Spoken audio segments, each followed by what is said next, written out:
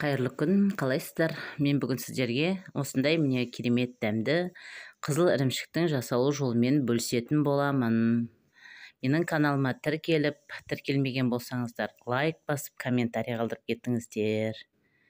Мінекей, ең бірінші осы ошақтан от жағып бастадым қазаныма. Міне, сүтімді сүзіп құйып қойдым.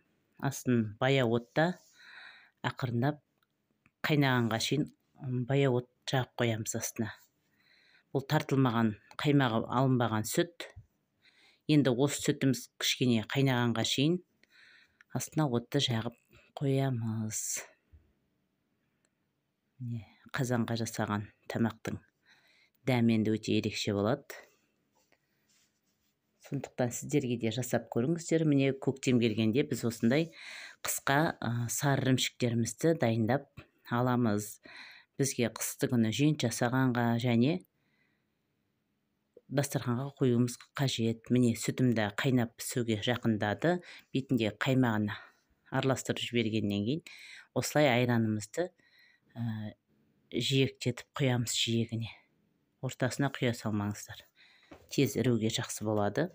Бұл енді 12 литр сүт. Бұл 12 литр сүтке мен 2-2,5 литр айран құямын. Мінекей, тағы құйып жатырмын. Бұл айранды құйып болғаннан кейін араластырып, сары суы бөлінгенше бір араластырып қойып қоямыз. Әлі бұл іріген жоқ. Енді ірейді қазір. Іріп сары суы бөлінгеннен кейін ары қарай қайнатуды жалғастыра береміз.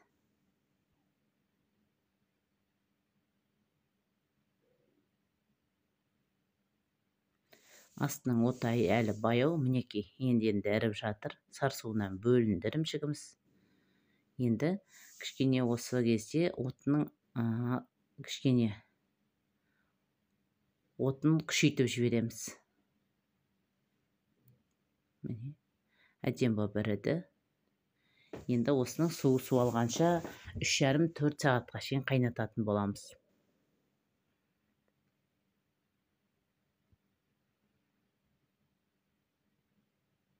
Міне, осылай қайната береміз. Бұл енді ірімшік жасау процесі өте ұзақ болады, қайнап болғанша.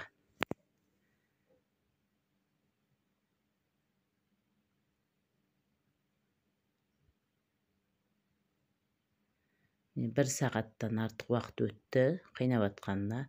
Ірімшіктеріміз манағында емес, түсі сарғайғанын байқадыңыздар ма? Мінекей, енді осылай арасында ас жабысып қалмасын деп бұлғап қойып қайната береміз. Суы азайған.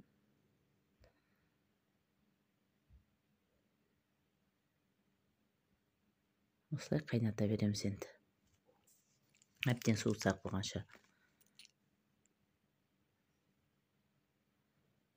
Міне, манағыдан да азайды суы. Ірімшігіміз қып-қызыл болды. Мінекей.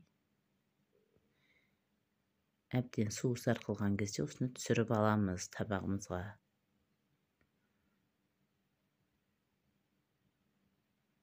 Мінекей. Дайын ірімшігімізді табағымызға салып аламыз.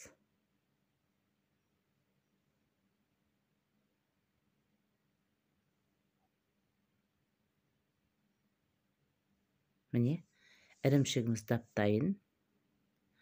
Енді бұны шамалы дегдітіп кептіріп аламыз. Егерде жентке қосатын болсақ, осы кептірген ірімшігімізді ет тартқыштан өткізіп, майдалап қысқа тоңазытқышқа салып сақтауларыңызға болады. Міне, өте дәмді, сөлі өз бойында, бүкіл сөлі сіңген ірімшігіміз дайын.